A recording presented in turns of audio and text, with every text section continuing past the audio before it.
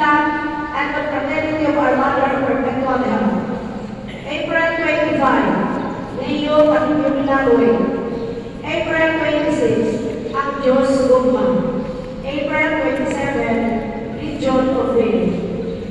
Sa tanan mga Israel Ministers of Holy Communion, pinapaalam daw sa inyong meeting karon, alas 10 sa araw. Pinagdagin ang tanan sa paghatag sa isa lang na oras kada semana sa atong Adoration Chapel. Kabay maging alwan kita sa pagsapat sa pananda sa atong Ginoo, maugdan siya isa ka oras lamang.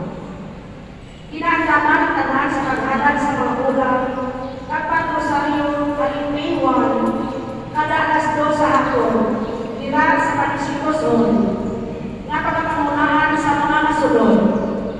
May 1 to 3, Confraternity of Our Lady of Milagro Hospital. May 6 to 10, Barangay San Virgen. May 13 to 17, Daughters of Mary Immaculate.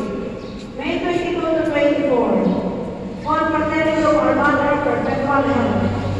May 27 to 31, Region of Mary and CWM.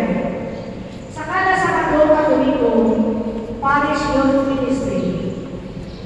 May special meeting ang tanan na coordinators sa Flores de Mayo, Tribe Councils and Ministries sa May 12 nila sa Parish Victory, alas 20 sa araw.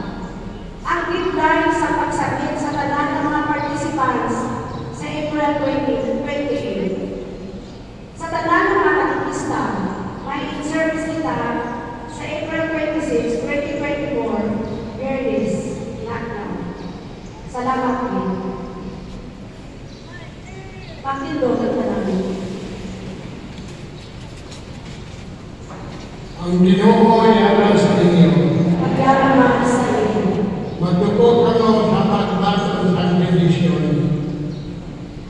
Paagi sa pagkabanhaw sa anak, intubos kayo sa Diyos, kaginhimong may kanahanan, kabay na ako bendisyonan si Kanibay. Amen. Ginhatagan kayo sa